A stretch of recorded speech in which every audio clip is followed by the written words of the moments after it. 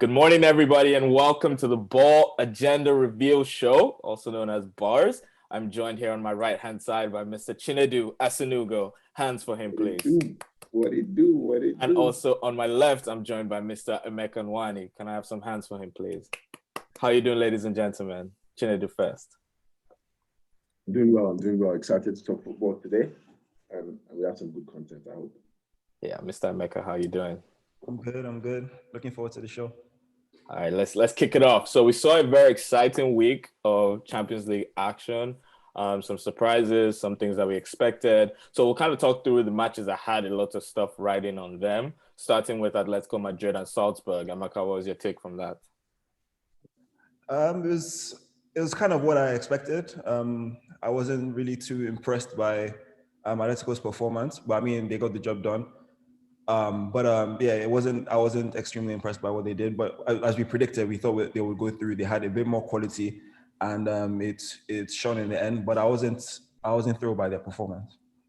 And I think for me, as someone who watches Atleti a lot, it was pretty much the same thing they set out to do against slightly better opposition in Real Madrid, and you saw the results. Exactly. Chinedu, what was your take from that game? Yeah, I agree with what Emeka had to say. Salzburg, they tried, they put in the energy at the end as well. But Atleti had the quality, scored the 7th minute winner with Carrasco, I think.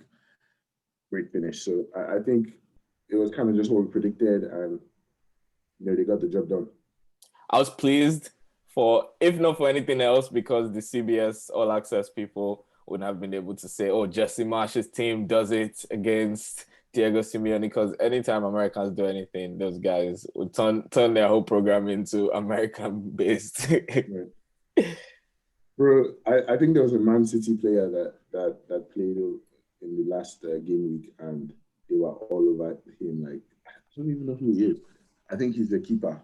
Okay, yeah, I can't remember what the keeper's name. Yeah, and yeah, that's CBS for you. It's Pitch Agenda. Just watch your match and leave. Don't stay for any post-match.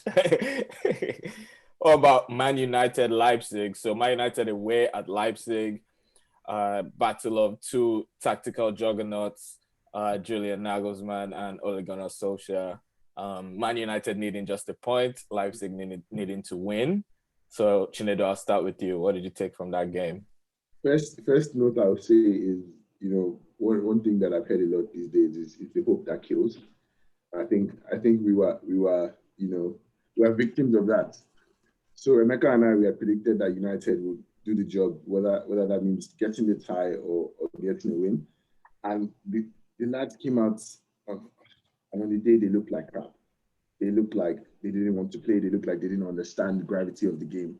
And for a team that sets up with 5 at the back, trying to defend, they conceded 2 goals very early on, I think before the 15th minute. And so you've left yourself with a lot to work. But when is that? The question I'd ask is, when is that not the case? When is that not the case that they come out looking slow like off that? the blocks? I don't know, and I think I want to talk about mentality, but then it's also the same team that has come from the back to beat a lot of teams in recent times. So I want to talk about mentality, but I think they need to go down to understand the gravity of the game, and that they need to play. Get relegated. So I don't know, man. I'm saying I think they need to go down like behind in a game to understand how to play. Because at 2-0 was when they started playing football. With Breton Pogba, they looked much better. And then obviously the game's running away, and you make another mistake, concede a 3rd goal. You have a huge mountain to climb, and then you try to climb that mountain. Game was done at the 20th minute, if you ask me. Great play from Leipzig. I think Nagelsmann set up his team where they exploited the lack of defensive awareness of United's backline, and every time Angelino got down the flank, he was always free. Wan-Bissaka could not mark him out, and that's how the first goal came. Multiple instances of that throughout the game. So I think on the nights they deserved the win, and United were absolutely poor and deserved to go out. How often do United play that defensive system? They played when they feel like the opposition is good enough. Because I'm used to seeing they're not comfortable with it. They're not comfortable with it. And it showed. And it showed, exactly.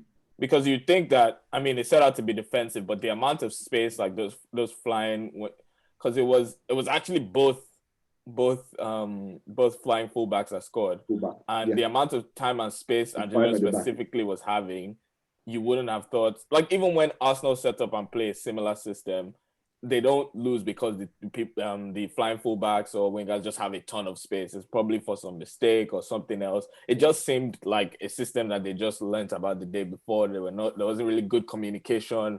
It was too narrow when the ball got switched. I don't know if and I think credit to Nagelsmann also for kind of switching up the system from the weekend, because I'm sure United must have watched against Bayern and thought it was probably going to be the same thing. So I think they made up for that miss of Upamecano with changing the system, and it paid off, at least for the first 60-ish minutes where they were totally in control. Emeka, what do you think? Also, in terms of the starting slowly, I would say that happens a lot of times because, first of all, this season we've played many different systems, and I feel that the boys are still, sometimes they kind of get confused with the instructions and they don't exactly know what to do because they're playing a diamond, 5 at the back, 4-2-3-1, 4-3-3. So I feel that slow start is part of the tactical inconsistency, and there have been reports that some players feel like they respect Solskjaer and they like him, but like they have some issues with the consistent changing of tactics. In relation to this game, the 5 at the back is been fairly common in terms of big games. Last season, we played 5 at the back against City, against Chelsea, where we won. We played that against Liverpool. So we do normally play that in the bigger games. My issue was more about personnel. So we played a defensive system, but you still played very defensive players. And I thought that was a bit of a problem. So that was like my biggest issue with it. But something I've noticed was, in terms of 3-4-3s, this is exactly what Brighton did to United earlier in the season. It's something we struggle with, those 3-4-3 systems. And for me, I think if I was a manager, it's one of the systems I would play. Because what happens is, what you saw with Angelino, Wan-Bissaka, who was marking the left winger, and Angelino, so that's why it was so narrow. Like, you think, why is he so narrow? But like, they had their wingers very narrow. So if Wan-Bissaka isn't on that guy, then it's a bit of a problem because the third centre back is kind of caught in like no man's land. So Wan-Bissaka is covering, then Angelino and Mukiele, or who was on the right? Haidara was on the right, rather. So they had so much space. So, and that's what happened with Solly March and Brighton. You remember, he had so much space. He hit the bar how many times because he was so wide and he had so much space. So Nagelsmann definitely did his own work there. So fair play to him. But my issue, like I said, was more about the personnel. I know Pogba, it would have been hard for him to start after the controversy during the week. I was going to ask about that, yeah. But like, you saw his performance when he came on, and obviously against City as well yesterday. The grit was there, so I don't blame Solskjaer for not starting him, but it was a big miss for us because Matic, and I believe it was Matic and McTominay in midfield, and it was not good enough.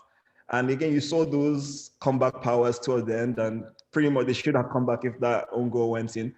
But ultimately, yes, it wasn't good enough. It wasn't good enough to start the game, and you can't go 3-0 down in the Champions League and, you know, more often than not, you're not going to come back.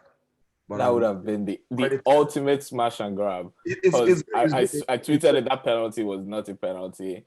It would have been a smash and grab. I mean, the end would have been a smash and grab. But I mean, the last 30 minutes, like Leipzig were holding on for their lives.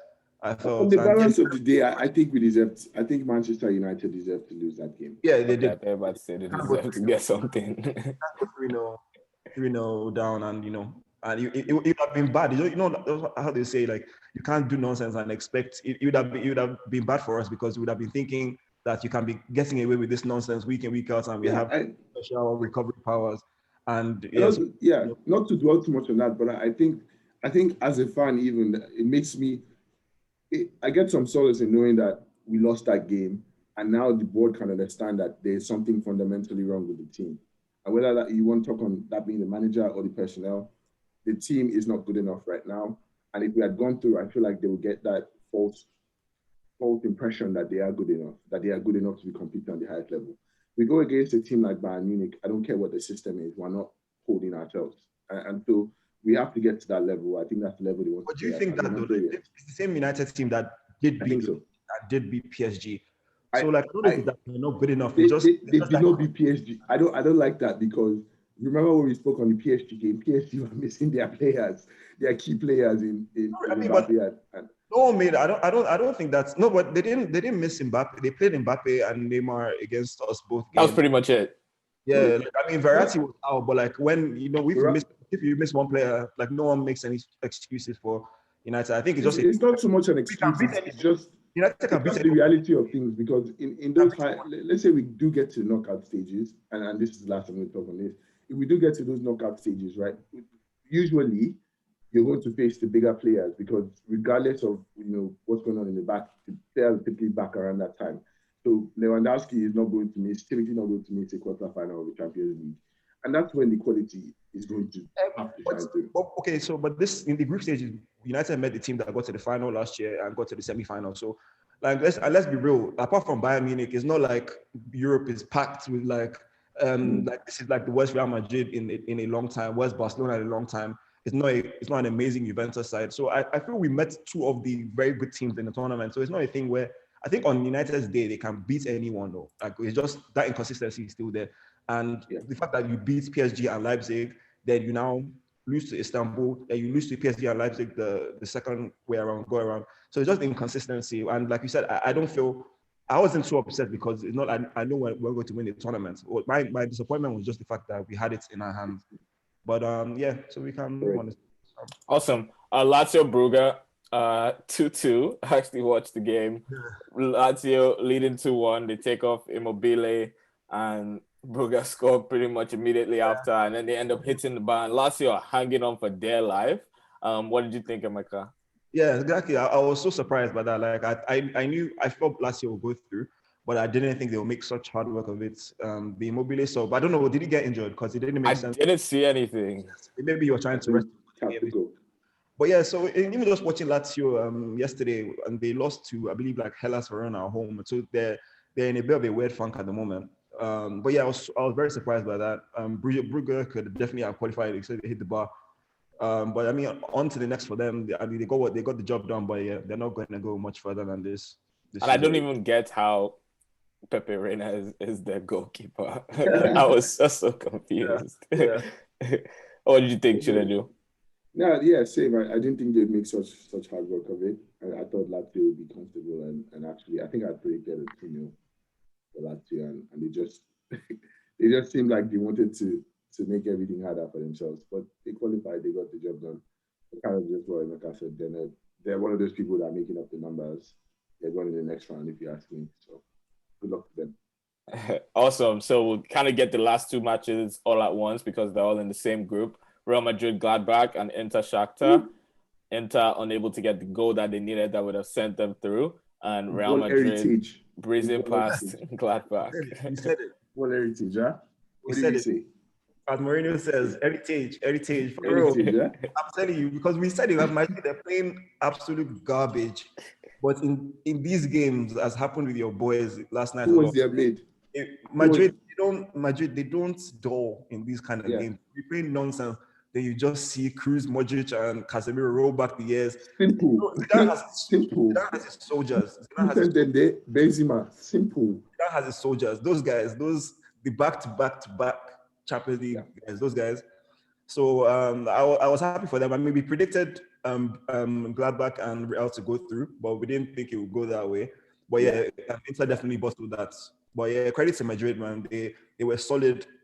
They took their chances and they dominated midfield. They dominated the game as they normally do in the Champions League. So fair play to them. Fair play to Zidane for coming through. They looked really sharp, and I think Inter honestly will be happy that they didn't even finish because I think the Europa League is not what they need right now. Champions League or bust, and I think now Conte can focus on his bread and butter. We know he's the Scudetto man. That's what he wants, and I think they'll have a real chance. On Real Madrid's game, I was particularly impressed by their mid because they controlled the game, absolutely controlled the game. And I think that's where that experience comes in. They're not trying to force anything, not trying to rush it.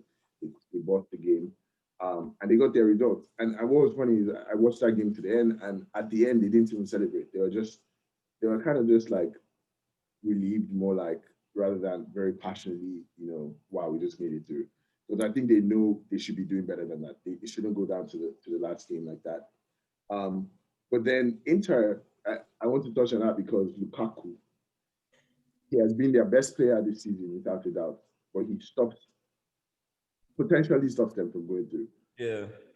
Well, we can't be too hard. We can't be too hard on him for that because, and I saw him getting a lot of hate on social media. There's nothing he could have done about that. That was. I just always seem like there's just always something with that guy. Like exactly, and I'm going to say that because on a normal, he's the anti-Jordan. Like he always just seems to.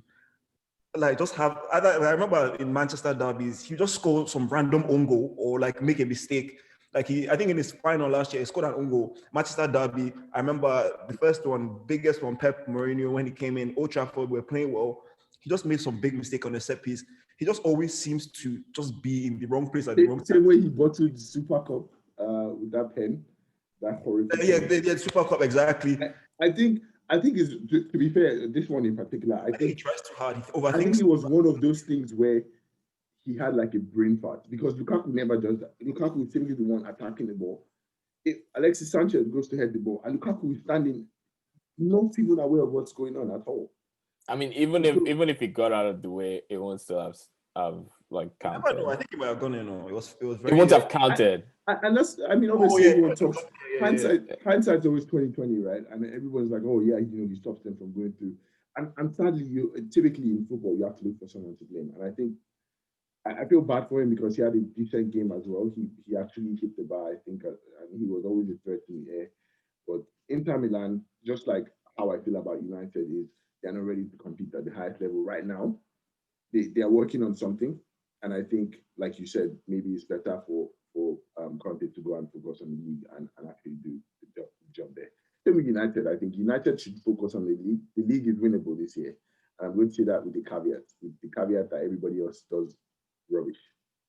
Because, if Spurs continue playing the way they are, then forget that league. But carry on. Awesome. this week's fixtures, we're going to run through for this next segment, the fixtures this week that we saw. We kind of had predictions about Brighton Southampton last week, and that ended up being a late Southampton win away to Brighton. Brighton seemed to be playing the most amazing football, but just can't convert to 3 points. Danny Ings back from injury, scoring a penalty. I don't think there's too much to go into there since it was last week. But we'll start with Leeds West Ham this week. Leeds losing at home 2-1 to West Ham. I think David Moyes has gotten West Ham playing football and really looking dangerous. Fornals is playing really well. Bowen is playing really well. Halle has missed some chances, but he's feeling. We can see clearly that when Mikel Antonio is back, that's just going to be even more dangerous. But Halle hasn't been as poor as social media would make you think. And the defense looks very solid. Ogbonna, Cresswell, Masuaku, Sufal, Balbuena is very solid. The system they're playing, the 3 at the back with the 2 fullbacks, I think is working really well. Fabianski has, for the past 3 or 4 years, been one of the top underrated keepers. So I think everything's just kind of clicking right now. And I'm interested to see what you thought about West Ham going and getting a difficult away win at Ellen Road. I actually had them to lose 2-1, and they actually pulled off a late win. Chinedu, what did you think? I think you're spot on in your analysis. And one thing I just want to touch on is you had mentioned earlier on an earlier episode that may not have aired, is that Leeds might run out of steam. And I wasn't on that. I didn't believe that. But I think we reached a stage where they're running out of steam very quickly. And then when you run out of steam in terms of like, you're playing a lot of games and there's that fatigue, I think the quality of your players would drop even more. And Leeds never really had that quality. So I think it's going to be a tough few weeks for Leeds. I think they're going to have to battle a lot of games after they go to lose and drop a lot of points along the way. So I think that's the beginning of but yeah, credit to David Moyes as well. He set up a very good team, and I think he's the Souček. He's an asset. He really is. I brought in Souček for -8 this week, and I left him on the bench for his points. I played Ailing over Souček for the same game because I just assumed either they'd keep a clean sheet or he'd do something in an attacking position. And I also had Cancelo on my bench as well because I assumed that United would score. So I've left a decent amount of points on my bench. United. What do you think about that game, Emeka? I'm just so impressed by David Moyes and the way he sets up this West Ham side.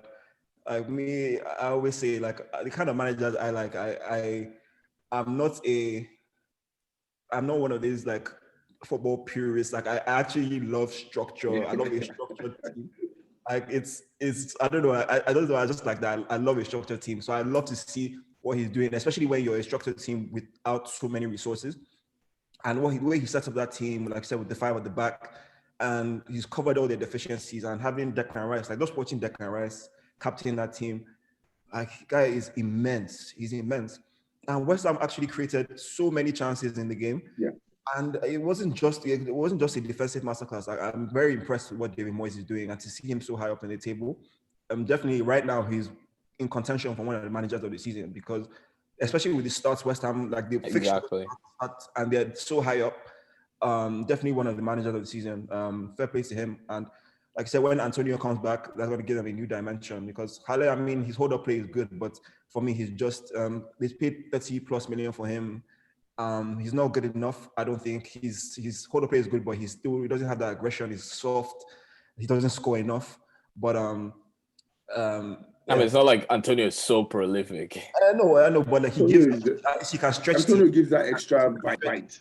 He can stretch teams, and he'll still get slightly more goals. But yeah, he's not prolific. But I feel he'll be able to stretch. Just a bit more aggressive. And yeah, just cause more havoc for the opposition. But yeah, fair play to West Ham. Fair play to West Ham. Awesome. I will kind of run through the fixtures really quickly. Villa, a very key late 1-0 away win at Molineux, and also great performance from Emiliano Martinez, keeping them in the game. And Wolves actually looked pretty decent without Jimenez. There was lots of good approach play. Fabio Silva looked good up front, and Pedro Neto is really showing, proving all his doubters wrong, and actually has put together a string of really good performances. And surprise drop from Willy Bolly to accommodate Roman Saiz, and they looked pretty good defensively. It was a Semedo mistake that let them in for the late penalty. But what did you take from that game, Emeka? I predicted a Wolves narrow win, but I was actually very impressed. I think my major take from the game was impressed to see what they do without Jimenez, because it was a very Jimenez-centric team. But seeing how they're interplaying with Neto, Podence, and I was impressed by Fabio Silva.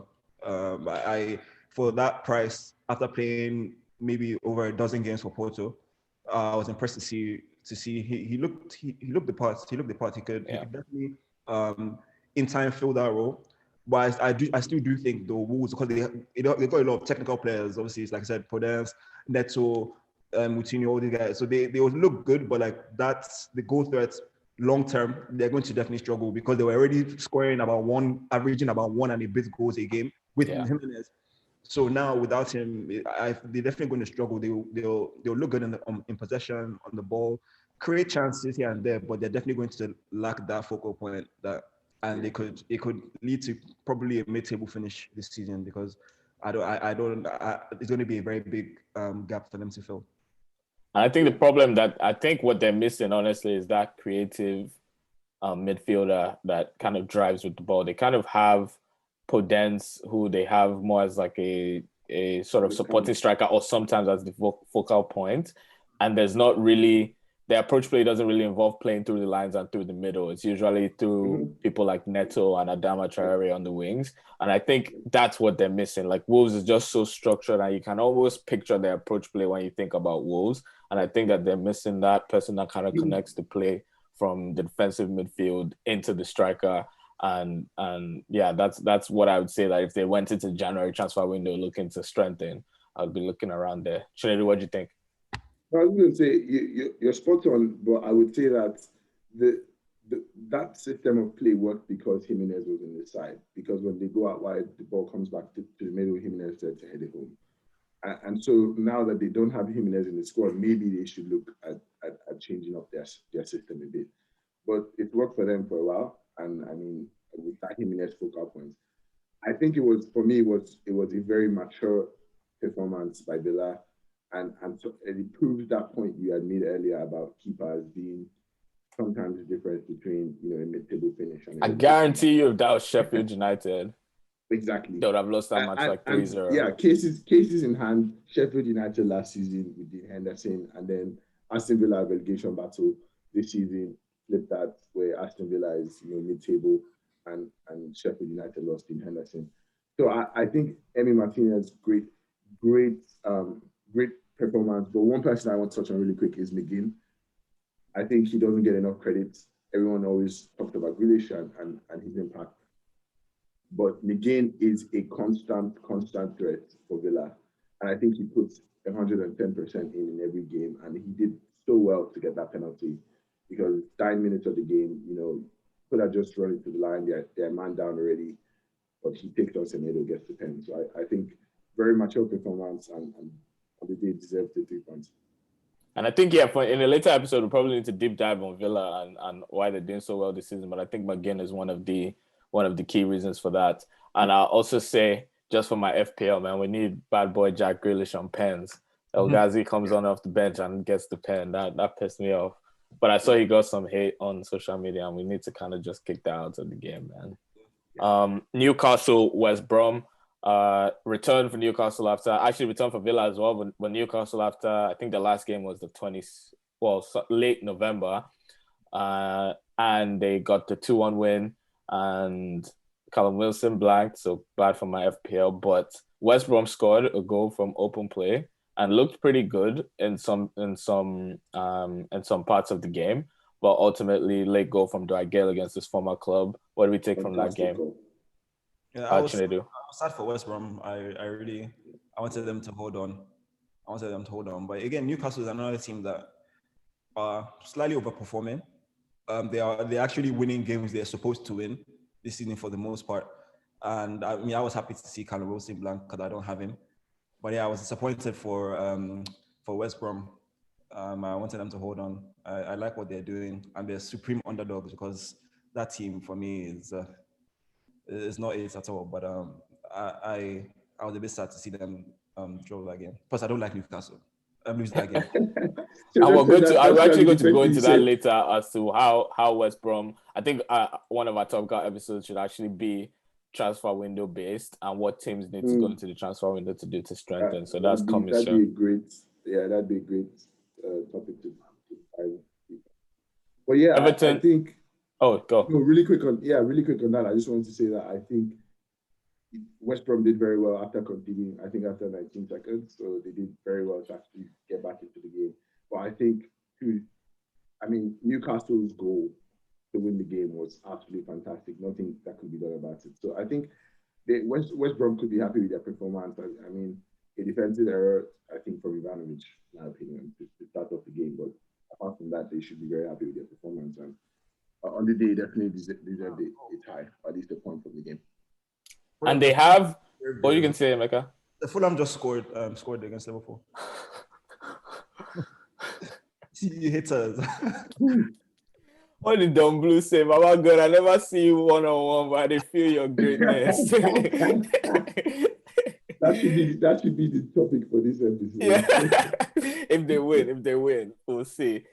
Everton, Chelsea. I had them down for a 2-2 draw. I thought there'd be goals in that one, but actually it was kind of cagey.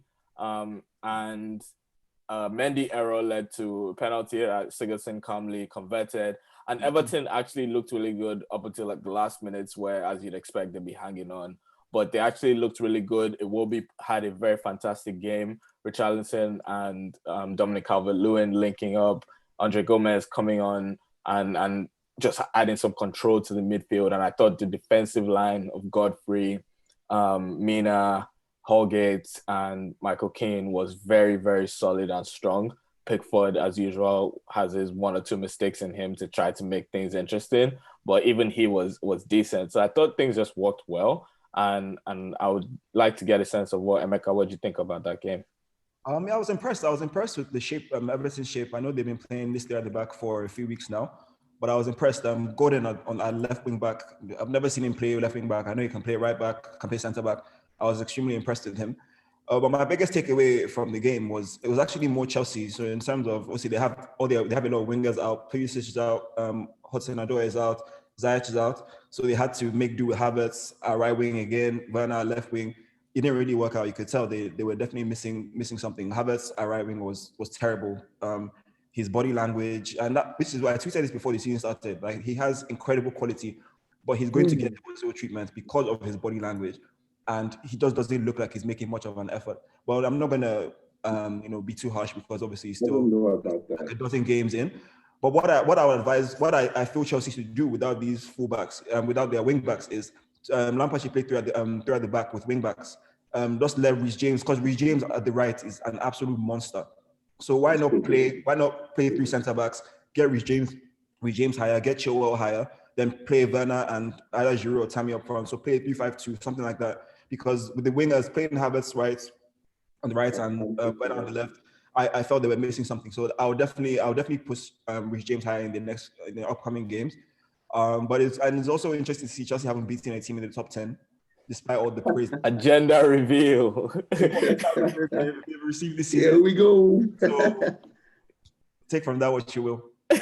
And I think that's actually very spot on. Your analysis there is actually really great. And I think that's very practical in terms of what Lampard can do. So, Mr. Frank, if you're listening, there's advice for you. Who would be your three centre backs in that system?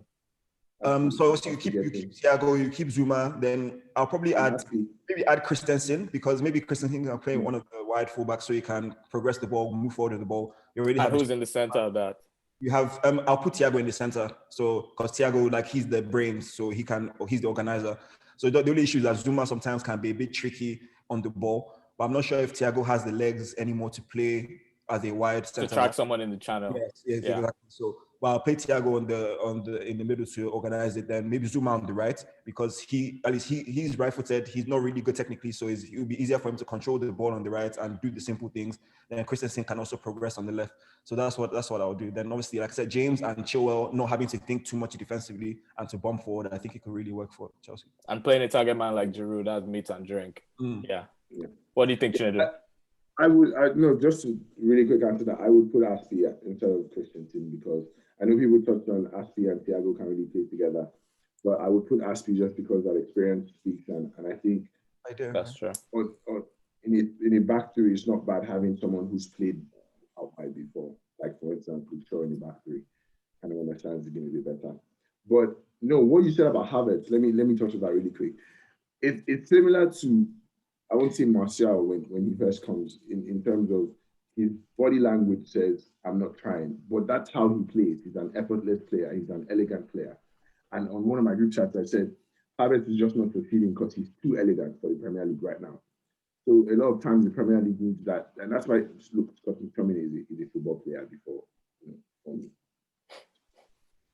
But you need some of that, like, that grit, that grit. And I think some of it is the media. Like, they just like to see gra. Like, the media, exactly. The media will write about Michail Antonio being so amazing. Antonio had his most prolific season last season when he scored 10 goals. Before, it's always been low single digits.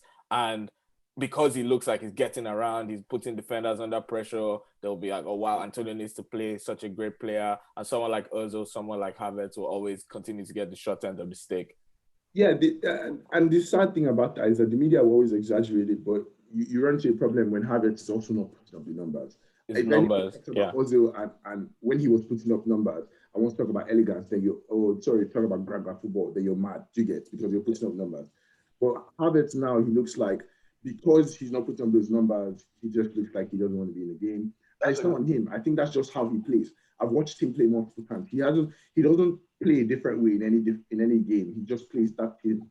So I think he's just too elegant for the Premier League right now, when he needs to add a bit of aggression to his game, and then that elegance can come further down the line when he's confident. He's not confident right now. But I think Emeka makes a great point in that the team system, he's getting the right personnel a lot of times, but the system is just not working right now. I think they have to, number one, find a way to utilize Werner in a way that he's bagging goals every game. And then number two, you also have to keep Giroud in that team. Giroud, at least, or Tammy. Sorry, so guys. Sorry, go ahead, bro. Finish, sorry. No, I was just going to say, I think I agree with Emeka in terms of playing it 2-5-2. My word for them. And at the end of the day, Everton scrapped it out. They deserved it. So Well, I was going to say, so I tweeted 20th of September 2020. Havertz is the kind of player that will get regular criticism from fans and the English press if he's not getting regular numbers. English footy doesn't like guys who don't move at 100 miles an hour.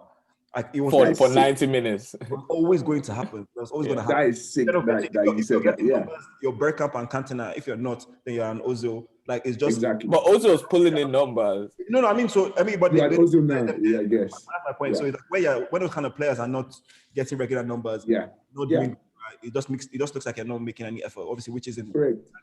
It's just English football culture. That's just how it goes. It is. You're right, and they value that. So, yeah, moving on.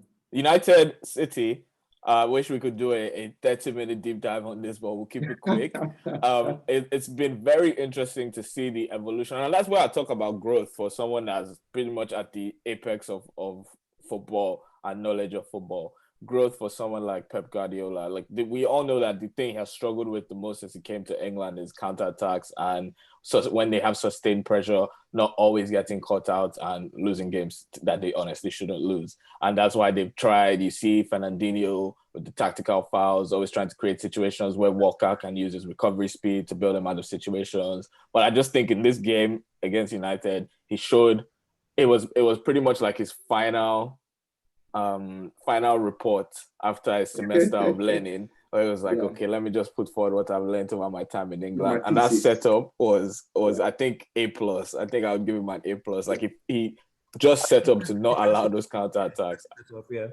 I completely agree. It's like you said, even Pep can learn. And last season he got schooled by Ole 3 times. So I would have thought that, Pep is, all these Cruyffian guys that doesn't matter anything, like we're going anywhere to play, leave ourselves open, we're going to dominate. And I was happy to see that he actually has learned his lesson. And I was reading, like, I know he started playing this like double pivot for the most part this season, like either Rodri and Fernandinho or Rodri and Gundogan or whatever, but like he's actually started playing a double pivot, and it's definitely made them more solid. 6 games without conceding a goal, and they didn't leave themselves open like rarely. Like the United's XG yesterday was about maybe 0.67. So it's very good to see. Very good to see that. I was impressed because, again, I like to see a manager be pragmatic. Like, but it was sad. Yeah, it was sad to watch. I mean, there was no spectacle of a game, but it was a good tactical game. Like, nobody wanted to leave themselves open. United defended tremendously well. Luke Shaw, Harry Maguire were sensational. John Stones was fantastic for them, which was now superseded Laporte, which was very interesting to see. Yeah. But it was good to see that. But the counter side to that is they have to find the right balance, because you can't just defend your Man City at the same time. So you two have to have a bit of a threat. They had some chances, but they didn't really have, apart from that Mahrez one that was very glaring, they didn't have too much. So he has to find the other side of it, because City haven't beaten Liverpool, they haven't beaten Tottenham. They drew United as well. So it's one thing to, okay, we're going to be solid, but you also have to, your Man City, your second favorite team in the league, you also have to have a punch going forward. So it's you know how they say it is kind of easy to defend, but the trouble is now actually being able to attack and still have a shape and a balance. So I guess that's the next step in the evolution. But it was impressive to see him set up a team actually to be very solid and one number. Yeah, they have to also take that step further if they want to achieve anything this season. Yeah, I think it's something they're learning, because, like you said, Pep is not known for a double pivot. He's known for that he's 43. Yeah. And now he's learning to play with that double pivot, and it worked very well, right? And I look and I say, on one end, City should have won the game, particularly, for instance, because of that Mahrez chance, and Jesus had some very good runs off the back of defenders, could have slipped De Bruyne in, and Maguire makes like a really good block. But I was particularly impressed by United's display as well. I think Ole set up his team, and I'm baffled, because I feel like if this performance came against Leipzig, they go away with the result, for right? Sure. And you look and you say, he just played a regular 4-2-3-1. That's all he did. He played a 4-2-3-1, but they are used to the system. They are set up, in a kind of low block, but they understand how to get behind the ball. And if you did that, wouldn't you say he played more of a diamond, though? Sorry? Wouldn't you say he played more of a diamond? It ended up being more of a diamond because Pogba was not going to stay out wide, right? So, but on paper, I think he set up as a 4-2-3-1. Pogba is not going to really stay out wide. a lot of times, though, you would find that Mason was out wide, and he started off out wide. So that's why I said it wasn't like a diamond. But end of the day, I think I was impressed by both sides on the defensive end, and I think on the balance of play, they deserved the tie. Pep himself was very. I watched the post-match conference, and Pep himself was very happy with the tie. I could tell that the whole counter-attacking thing had been weighing on his mind, because he mentioned every single, he mentioned Rashford running behind, Pogba spraying those passes, and he said, "I was happy with the tie." I'm sure He gave United a lot of respect, though. Like, I don't know if he was just covering his own self. He wasn't. I think it was very genuine, but yeah. But that's why he didn't make any subs, because he didn't want to ruin the balance and structure of the team. Like, he just made one sub with Torres, but in terms of like the midfield, even though he didn't change anything, and he had Foden and Bernardo to come on the bench. So I was very surprised, because that could easily have changed the game by bringing in. So I really don't know what was going on in his head, but I mean, yeah, take it. They didn't lose. A quick note on Southampton Sheffield. I would just say we're currently game week 11 that we just had, or rather game week 12 that we just had. So when do you think Sheffield will keep their first clean sheet? United on Thursday. It's written in the stars. A 1-0 win, McBurney to score a late winner. I'll not be surprised. It's written in the stars. What'd you say? I said it's written in the stars. Yeah. I'll not be surprised. Like, it's just so I thought they would be a little bit more solid, but losing 3-0 away to Southampton, things are just not going well. So comfortable. What'd you say? I said it was too comfortable for Southampton. Yeah, Sheffield are in big trouble. I don't think anyone expected this drop off. Like, obviously there was going to be a drop off, but 12 games, 1 draw. That's very. That would be from a possible 36. That's horrific. My high school team could do better than that. It's bad, and that first win will probably, they don't have confidence right now. That first win is going to help. So and first clean sheet also will kind of give them a foundation to have that. So I just think we wait and see what happens with them. Crystal Palace 1, Tottenham 1. What do we take from that, Emeka? I'm happy with the result, first of all. I actually don't mind Spurs, but like, I mean, let's also draw points. It's fine. But yeah, no, I was impressed by Palace actually, because I know they have their moments. Like I said, against the big teams, they do tend to show up. I know United always have a tricky time at Selhurst Park. I was surprised to see a bit of a drop off from Spurs. They've been riding high. I thought they would create more clear-cut chances. Even the goals Kane scored was like XG wise, it's not a great chance. But obviously, Guaita had a masterclass. Yeah, no. I mean, but like he made some top saves, but I would say a masterclass. But I still expected a bit more from Spurs, just because London Derby, the chance to solidify themselves at the top of the league before playing Liverpool at Anfield on Wednesday. So I thought they would do a bit more, but I mean, they could have won the game. They're the better team, but I still expected slightly more for a team that wants to win the league. But it'll be interesting to see how they play against Liverpool on Wednesday. But yeah, I think it was a fair result overall at the end. I know Guaita made some incredible saves at the end, with like that dire free kick, for example. There's the dire free kick, there's the Kane point blank header, there's Ndombele twice. Guaita made some incredible saves. But I still expected a bit more from Spurs in terms of like they've been creating, like, against the smaller teams, for example. They kind of really showed their dominance on and off the ball in terms of also even possession, and just like showing, like, not just being defensive, and like just showing their, when a team is challenging for the title, and like they believe it's like there's the way they carry themselves, and they've been carrying themselves that way until the end of the game where they really needed to get the goal. That's when I saw, like, when a Liverpool or a Man City is chasing the game and they need to get the result and they need to get the win. So I saw that title challenging ton of urgency at the end.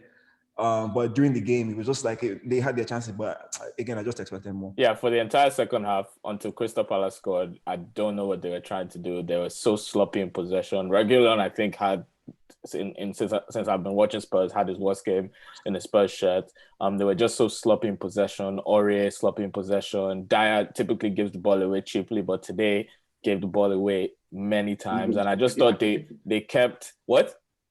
No, I said even cheaper. Exactly. And I just thought today they just kept putting themselves under pressure, allowing Palace have a ton of set piece opportunities.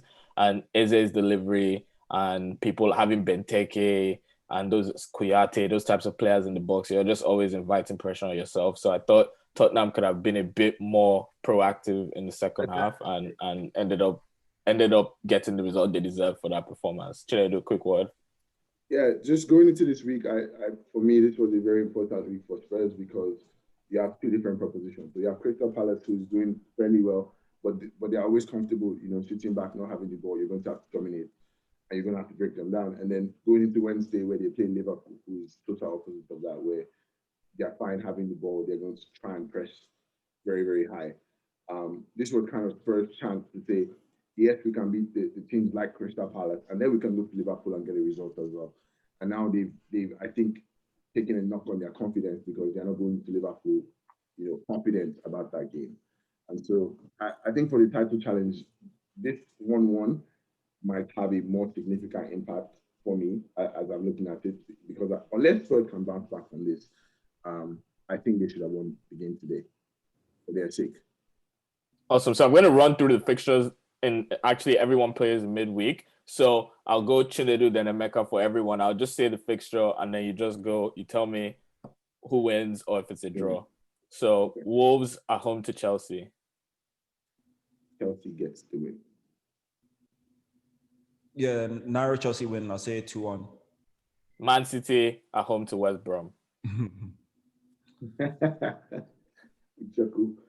I'll put it 4-1.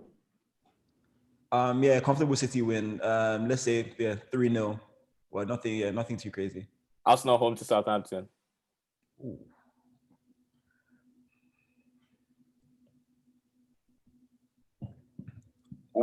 Me, I'm going. I'm so sorry. I was waiting for Emeka because he made a comment. I think Tottenham wins.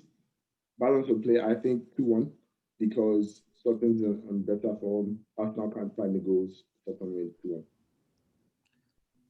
I'll go a draw. It'll be a good game. I can't wait to see that one actually. I'll be conservative. I'll go 1-1 because I feel Southampton will be the better team and they'll create chances, press high energy.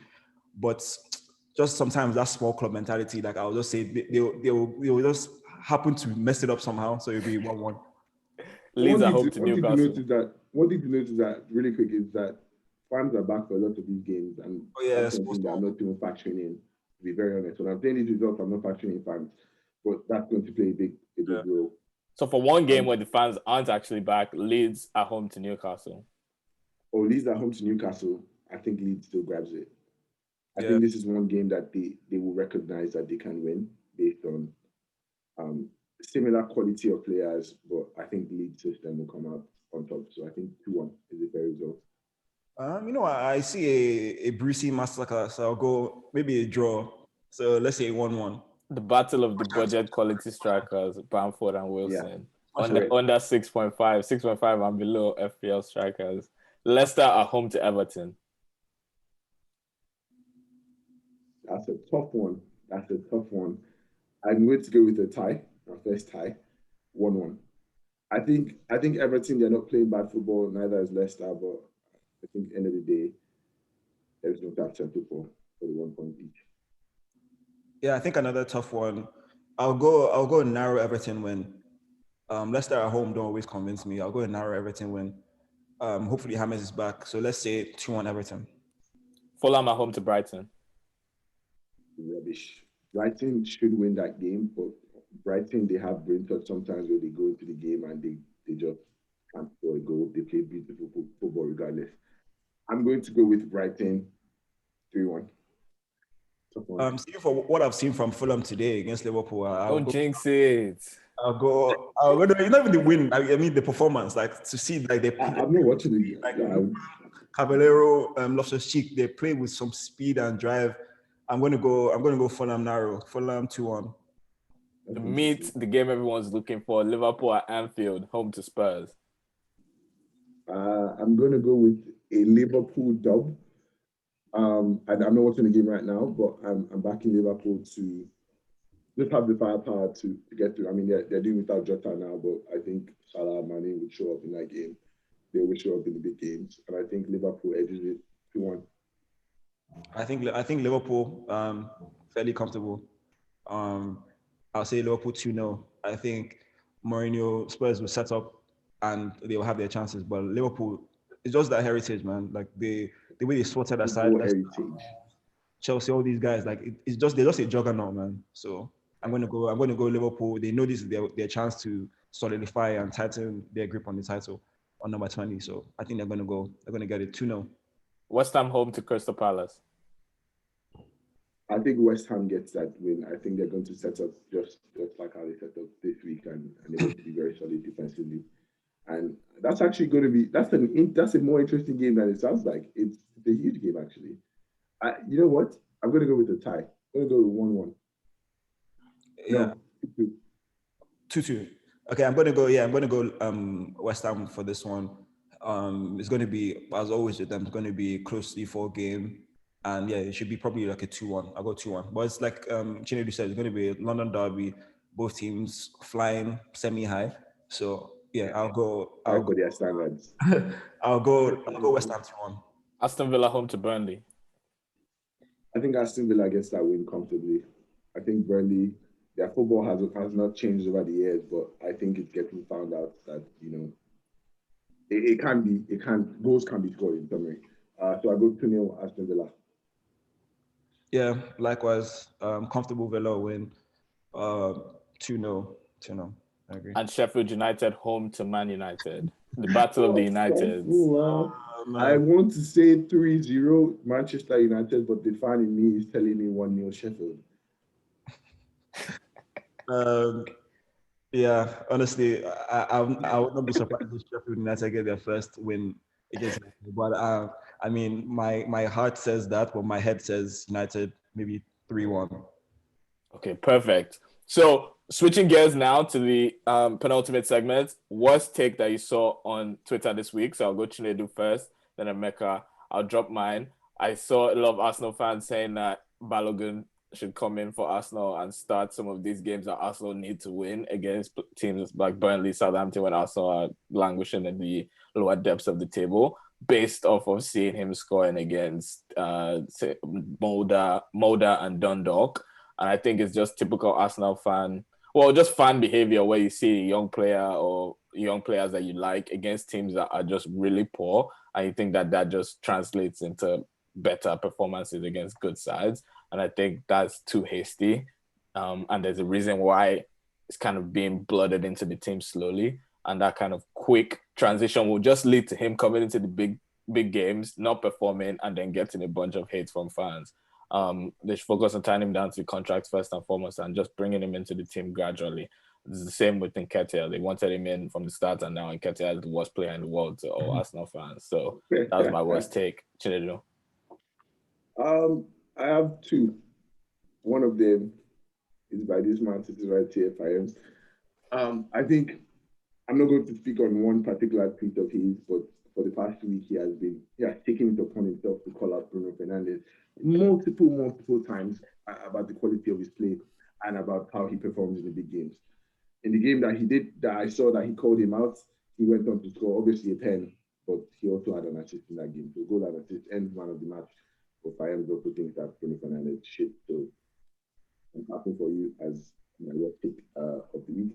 And then my second one is not a tweet, but it was from Jimmy Carragher. He and I think the CBS post show, he was like the king for the day, and they asked him a few things he would change in the game.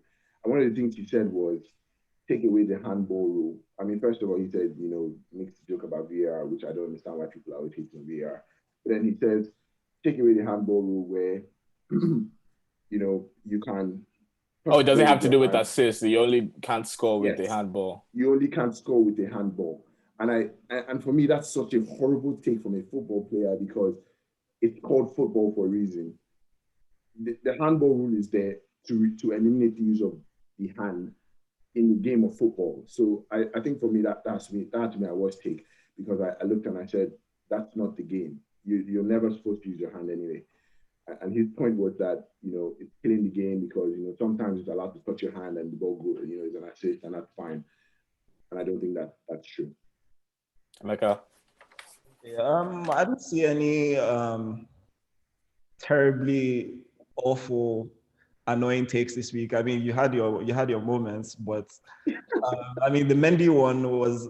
I know you're very big on don't judge players too early, but like, I mean, it's clear that you said like basically we're kind of comparing Mendy and Kepa and their impacts. And I mean, for me, it's clear the difference. You know, with keeper, sometimes it's not just about saves you make. So you say, oh, Kepa made so many more saves, or he didn't have Thiago Silva. But the thing is about the confidence you inspire in others, right? So Kepa just didn't inspire confidence. Like the way you see, even like Zuma is shaky around Kepa. Like there's just a bit of a difference. I was remembering the Southampton game they played at the Bridge a few weeks ago, or like a month or two ago, where it was 3-3, and like Zuma is just shaky. Like Zuma is just shaky with Kepa, that kind of thing. But Mendy, he's big, strong. You know, Alisson. Look, for instance, Alisson. Like people say, oh, you know, he's the best in the world now. Compare Alisson to, let's say, De Gea at his prime.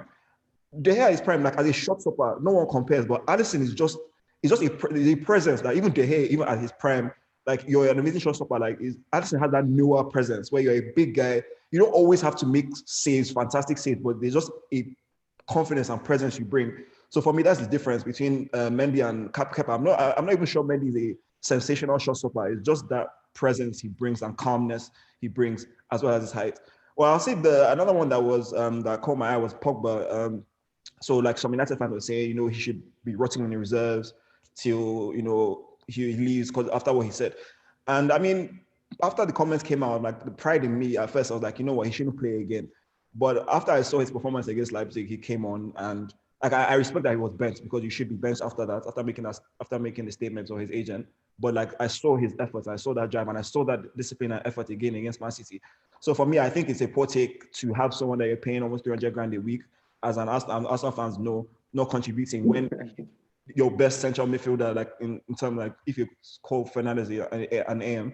So I think that's a terrible take, and it doesn't help anyone because he can't be sold now. The window isn't open. So if he can help you achieve your goals, then why would you bench him? Like, why would you leave him like to rot? You can bench him, but like why would you leave him to rot in reserves? Paying.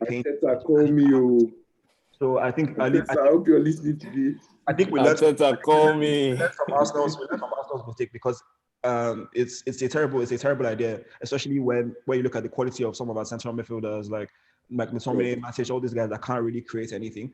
So having someone like Pogba, no matter what the case is, like we can all humble. Like Ferguson played Rooney in big Champions League games after Rooney had it in the transfer request. Like you have to also think about the team in terms of performances and about wins, because let's say you drop Pogba and we're losing, Ole is still going to get the sack regardless. So you might as well play the man. Fair enough, he's had some indiscretions. So I think that's a terrible take. But overall this week, nothing too crazy has caught my eye. Awesome. And just to wrap it out, Christmas is the festive period, and we're all excited. And it would be great to hear from... Many games. Say? I said many games.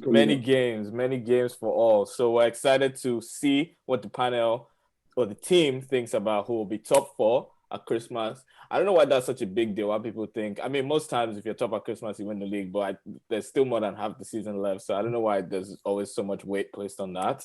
But just in the spirit of Christmas, who do you think will be the top 4 at Christmas and bottom 3 at Christmas? I'll start with Emeka. Top 4. In no order. Yeah, Liverpool top, but Liverpool's top first of all. Then the rest of it will be Spurs. I'll go Spurs, United, because United have got some good fixtures. So I think United will hang on to 4th, and Chelsea. So that's my top 4 will be Tottenham, Liverpool, United, and Chelsea. And your bottom 3? My bottom 3.